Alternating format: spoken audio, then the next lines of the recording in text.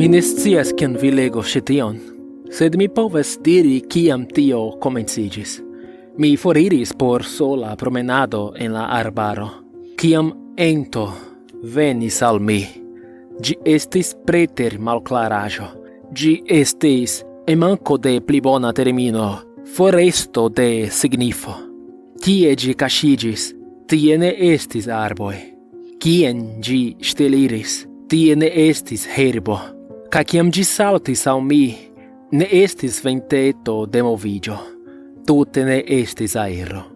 Kiam ĝi frapis, mi sentis la klaran senton de ungegoj trapikantaj min ie nevidite.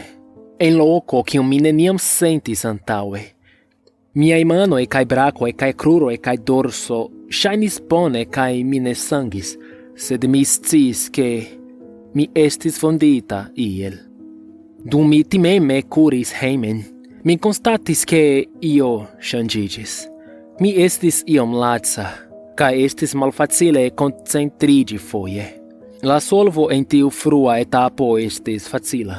Granda taso da kafo helpis min senti denove normala.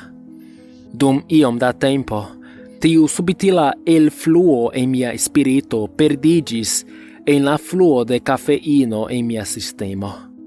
Vi povas diri ke mia vivo komenciĝis tiu semajne, fakte, ĉar tiam estis kiam mi renkontis Hafinon. Ŝi kaj mi iris tre bone, kaj estante honesta, mi tre certas ke mi enamiĝis al ŝi telefone antaŭ ol ni eĉ renkontiĝis. Estas preskaŭ kvazaŭ la fortaj emocioj de tiu unua semajno forigis la enton. Ĝi ankoraŭ estis kun mi, alkroĉita al iu nevidebla parto de mia estaĵo.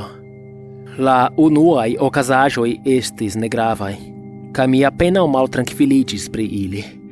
La koloro de la aŭto de najbaro ŝanĝiĝis de malhelblua al nigra iunmatenon, kaj mi fiksrigardis ĝin kapneante kaj ŝultrolevante al la malsameco.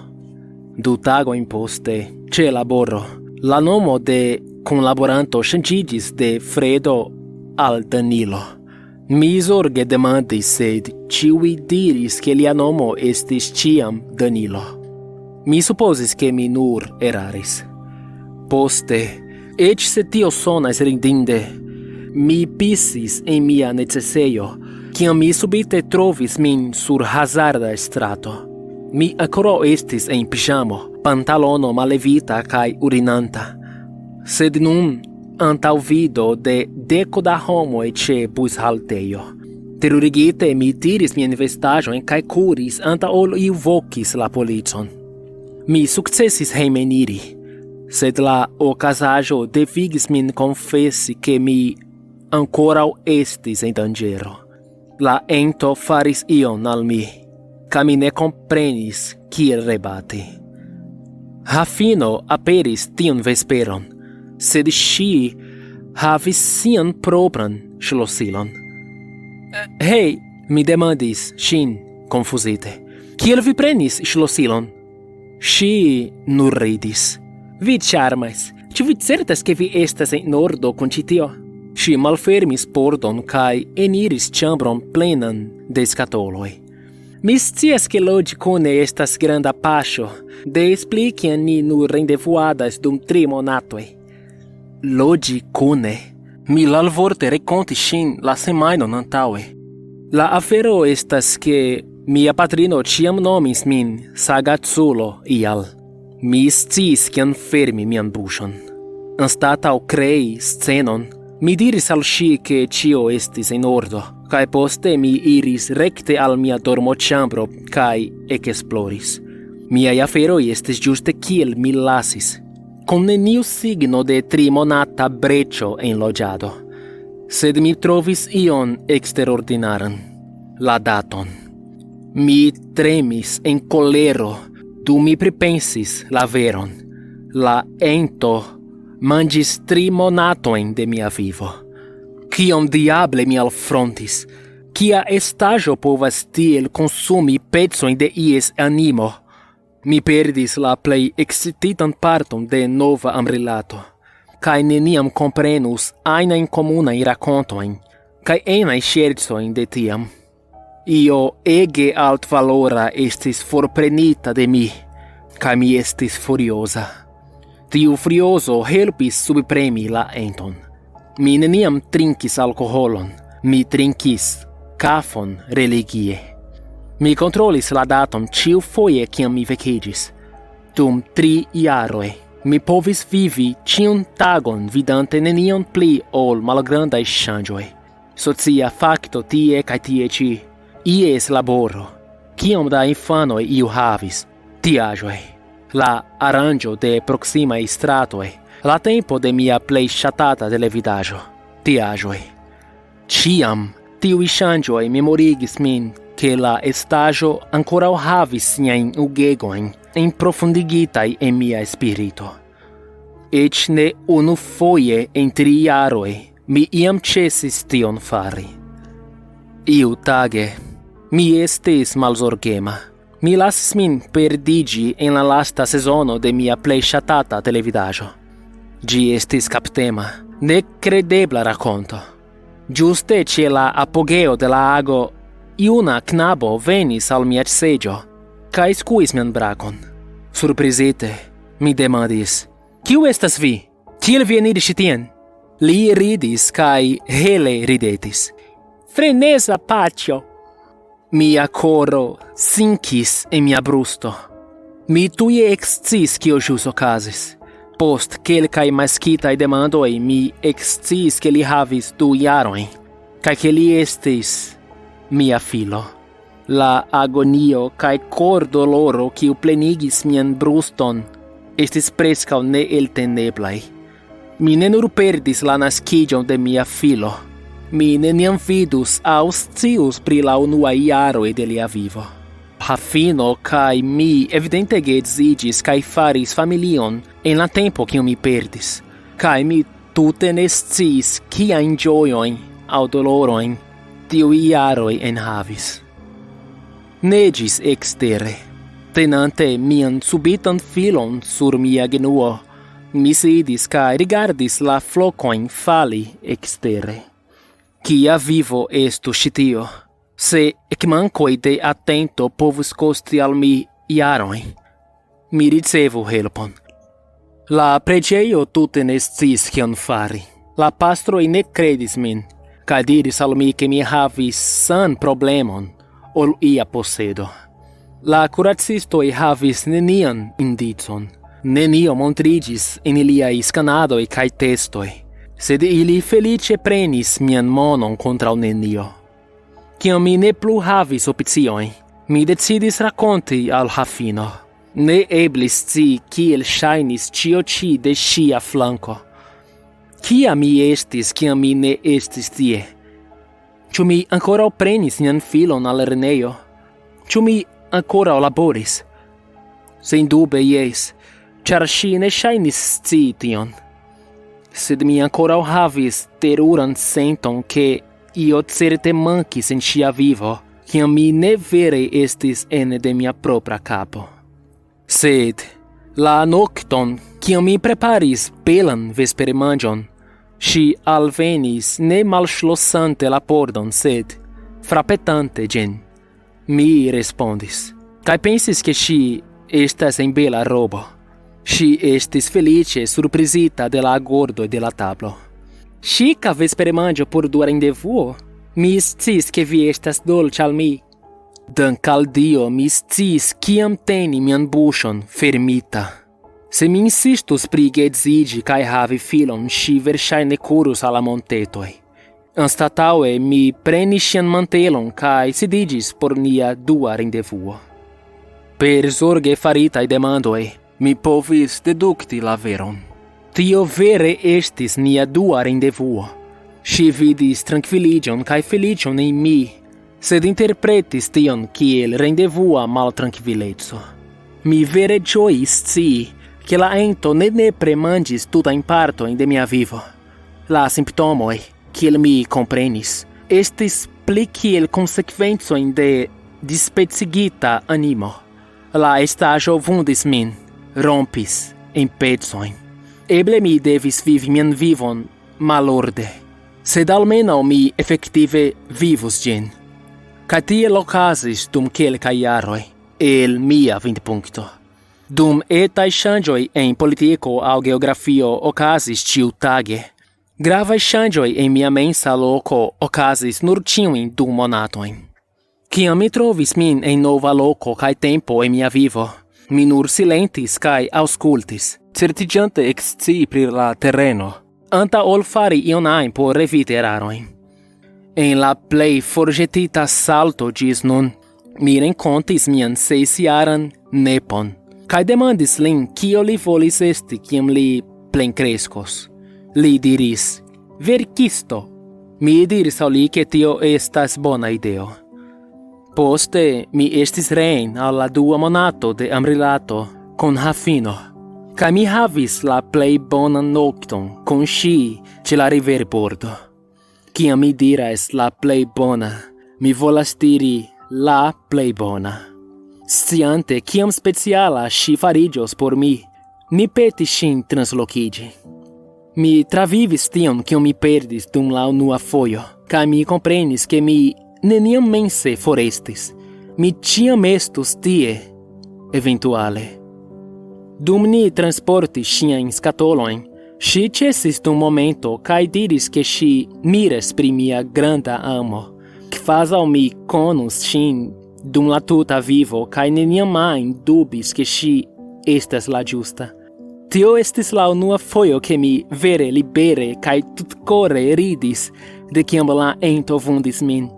Ŝi estis prava pri mia amo al ŝi, sed ĝuste pro tio, kion ŝi vidis kiel stulta romantika analogio, mi ja konis ŝin dum mia tuta vivo, kaj mi akceptis mian situacion kaj trovis pacon kun ĝi. Ne estis tiel malbone havi antaŭrigardojn pri ĉiuj plej bonaj partoj okazontaj. Sed kompreneble mi ne skribu ĉi tion, se tio ne iĝus pli malbona. La ento ankoraŭ estis kun mi. Ĝi ne vundis min kaj foriris, kiel mi volis kredi. Tio, kion povas priskribi mia kreskanta kompreno, estas ke la estaĵo enfosis pli profunde en mian psikon, disrompante ĝin en pli etajn pecojn. Anstataŭ monato inter gravaj ŝanĝiĝoj, mi komencis havi nur semajnojn. Kiam mi konstatis tiun tendencon, mi timis ke mia fina sorto estus salte intertempoj de mia vivo korbaton post korbato, por ĉiam en konfuzo, por ĉiam perdite. Nur momento en ĉiu tempo signifis ke mi neniam kapablus paroli kun iu alia, neniam kapablus teni konversacion, neniam esprimi aŭ ricevi amon. Dum la vera profundo de tiu timo venis al mi, mi sidiĝis per pli maljuna versio de mi kaj rigardis la neĝon fali ekstere. Tio estis la sola konstanta afero en mia vivo. La vetero ne zorgis pri kiu mi estis, nek kiam dolorojn mi devis alfronti. Naturo estis ĉiam tie. La falanta neĝo estis ĉiam kiel malgranda hoko kiu tenis min en unu loko. La pura emocia paco kiun ĝi alportis estis kiel panaceo sur miaj imensaj vundoj. Kaj mi neniam ŝanĝiĝis, rigardante la ŝablonon de falanta blanko, kaj pensante pri la tempoj kiam mi sledis aŭ konstruis neĝan fortikaĵon kiel infano. Junulo tuŝis mian brakon. Avo! Li kaptis min el miaj pensoj, do mi estis malpli singarda ol kutime. Kiu estas vi? Li duom ridetis. Kvazaŭ ne certa ĉu mi ŝercas. Donante al mi amason da paperoj, li diris: Estas mia dua provo pri romano. Ĉu vi legus ĝin kaj dirus kion vi pensas? Iras al la revo esti verkisto, mi vidas. Li brilis ruĝe. Mi provas ĉiuokaze. Bone, mi legos ĉi tion ĝuste nun. La vortoj estis malklaraĵo, kaj ĝenite mi serĉis okulvitrojn kiujn mi verŝajne havis por legado.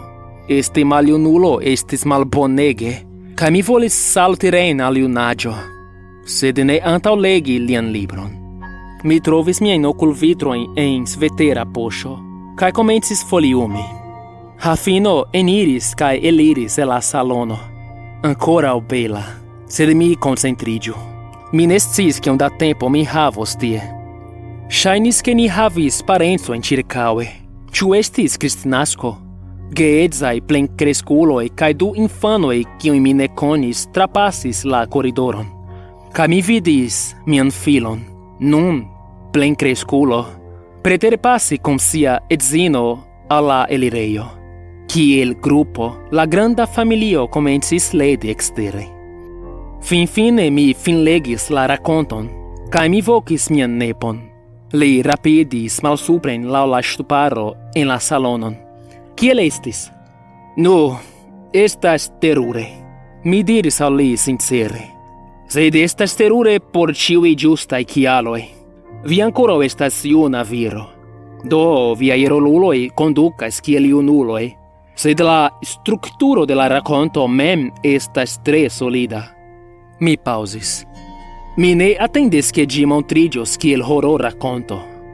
Li kapjesis. Estas spegulo de la tempoj.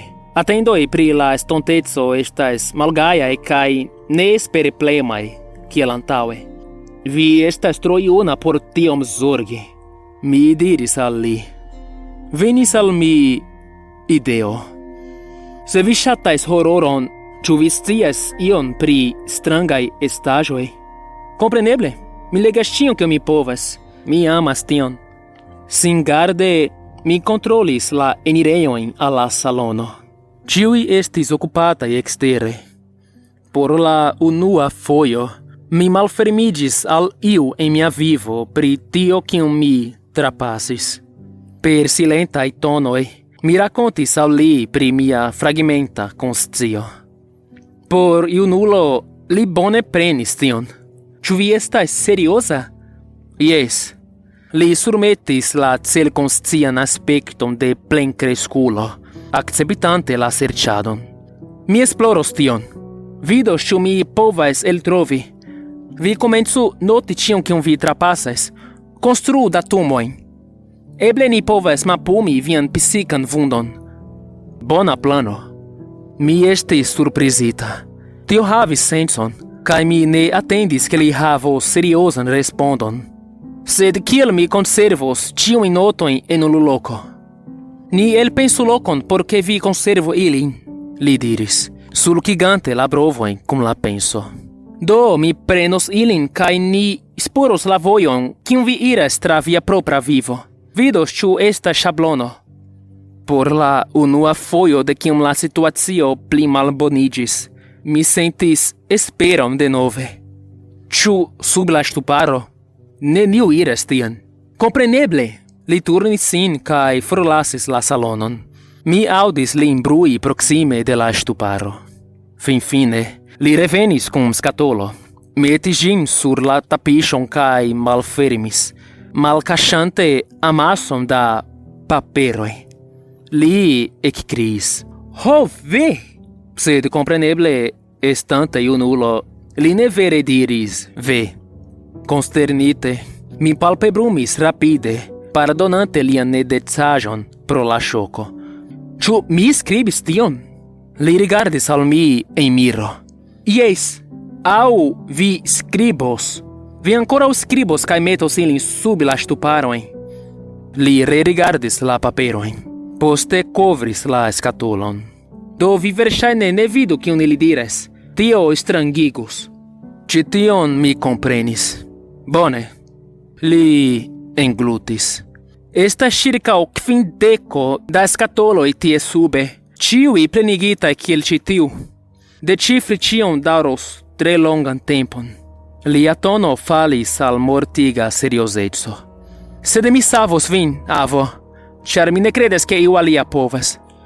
Larmoj fluis sur miaj vangoj tiam, kaj mi ne povis ne plorsingulti unu aŭ du foje. Mi ne rimarkis kiel soleca mi fariĝis en mia ŝanĝiĝanta malliberejo de konscio ĝis mi finfine havis ion por kompreni. Dankon, koran dankon. Kai poste mi estis juna denove, kai ci laboro en hazarda mardo. Post kiam la malgioio kai tranquilligio forvelkis, colero kai persistemo anstataŭis ilin. Post kiam mi finis mian laboron, mi prenis paperon kai komencis skribi. Dum la semajnoj ŝanĝiĝis ĉirkaŭ mi, dum tiuj semajnoj iĝis tagoj, kai poste horoj. Mi skribis en ĉiu libera tempo pri kiam kaj kie mi pensis ke mi estas. Mi metis ilin sub la ŝtuparon sen ordo. Mia unua skatolo estis fakte la 30, kaj mia lasta skatolo estis la unua. Post kiam mi havis pli ol 50 skatolojn el mia vidpunkto, kaj kiam miaj ŝanĝiĝoj okazis ene de nur minutoj, mi sciis ke nur mia nepo povas forpreni min de tie. Mi mallevis mian kapon kaj ĉesis rigardi. Mi ne plu eltenis la riveron de ŝanĝiĝanta konscio. Nomoj, kaj lokoj, kaj datoj, kaj laboroj, kaj koloroj, kaj homoj estis ĉiuj malĝustaj kaj malsamaj. Mi neniam estis pli maljuna ol ĉi tio. Mi sidiĝis rigardante la neĝon fali. Viro de almenaŭ 30 jaroj, kiun mi malklare rekonis, eniris la ĉambron. Ek, mi pensas ke mi finfine eksciis. Mi estis tiel malforta ke moviĝado estis dolora.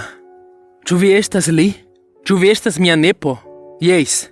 Li kondukis min al ĉambro plenigita de stranga ekipaĵo kaj sidigis min en kaŭĉuka seĝo al granda spegulo duoble pli alta ol viro. La ŝablono finfine malkaŝis sin. Kio longe vi laboris pri ĉi tio? Mi demandis lin, konsternite. Diru al mi ke vi ne perdis vian vivon kiel mi perdas la mian. Lia mieno estis kaj frida ŝtono, kaj furioze rezoluta. Tio valoros la penon. Li alportis 2 maldikajn metalajn stangojn proksime al mia brako kaj poste kapjesis al la spegulo. Vidu, ĉi tiu ŝoko estas zorge kalibrigita. La elektra zap de lia aparato estis surpriza, sed ne dolora. En la spegulo mi vidis arkan luman silueton rapide aperi super mia kapo kaj ŝultro. La elektro moviĝis tra la estaĵo kiel londo, mallonge malkaŝante la teruran naturon de kio okazis al mi. Protruda hirido simila buŝo estis ĉirkaŭvolvita ĉirkaŭ la dorso de mia kapo, malsuprenirante al miaj brovoj kaj tuŝante ĉiun orelon, kaj ĝia limako simila korpo trakuris mian ŝultron e mian nanimon. Ĝi estis parazito, kaj ĝi nutris sin per mia menso. Mia nun plenkreska nepo tenis mian manon dum mi konstatis la hororaĵon. Post momento li demandis: "Forigi ĝin tre doloros. Ĉu vi estas preta por ĉi tio?" Timeme mi demandis: "Ĉu Hafino estas ĉi tie?" Lia vizaĝo mildiĝis. Ne dum kelkaj jaroj nun. Mi povis diri per lia reago tion kio okazis, sed mi ne volis ke tio estu vera. "Kiel? Ni jam multe priparolis ĉi tion," li respondis. "Ĉu vi certas ke vi volas scii? Ĉi tio neniam bonfartigas min." Larmoj plenigis miajn okulojn. "Do mi ne zorgas ĉu tio doloros, aŭ ĉu mi mortos. Mi ne volas resti en tempo kie ŝi ne vivas." Li faris simpatian bruon de kompreno kaj poste turniĝis al siaj maŝinoj por hoki plurajn dratojn, diodojn kaj aliajn teknologiaĵojn al miaj membroj kaj frunto. Dume li parolis: "Mi laboris dum 2 jardekoj por eltrovi ĉi tion, kaj havis multan helpon de aliaj esploristoj de la okulto. Ĉi tiu parazito ne teknike ekzistas en nia mondo. Ĝi estas unu el la malgrandaj generiloj de Utrokubo, kaj ĝi nutras sin per la plekso de menso, animo kaj kvantuma konscio aŭ realeco. Kiam detaloj kiel nomoj kaj koloroj de objektoj ŝanĝiĝis, vi ne freneziĝis, sed la reto de via ekzisto estis nur perdanta fadenoi dum la estagioi manĝis per vi. Mi ne tute komprenis. Mi rigardis supren confusite. Dum li metis elektronan kronecan cirkon sur mian kapon, ĝuste ĉe la linio de la buŝo de la parazito ĉirkaŭ mia kapo. Kio estas ultrordus? Li paŭzis sian laboron kaj paliĝis. Mi forgesis ke vi ne scius. Vi estas bonŝanca, fidu min. Post profunda inspiro, li ekmoviĝis denove, kaj surmetis siajn fingrojn apud kelkaj ŝaltiloj. Ĉu preta? Ĉi tio estas zorge agordita por igi vian nervan sistemon ege neapetita por la parazito. Sed estas esence elektroŝoka terapio. Mi ankoraŭ povis vidi la rideton de Hafino. Eĉ se ŝi estis morta, mi ĵus estis kun ŝi antaŭ momentoj. Faru tion. La klako de ŝaltilo eĥis en miaj oreloj, kaj mi preskaŭ ridis pro kiom milda estis la elektro. Ŝajnis nenio, almenaŭ komence. Poste mi vidis la spegulon skuiĝi, kaj mian korpon ene de tiu bildo konvulsii. Ho ve, tio ja doloris. Nenio estis iam pli dolora. Tio estis simple tiel turmenta, ke mia menso ne povis tuj trakti tion. Dum mia vido skuiĝis kaj fajro bruligis en ĉiu nervo de mia korpo. Mi povis vidi la luman tremantan silueton de la parazito, reflektitan sur mia kapo dum ĝi tordiĝis en agonio egala al mia.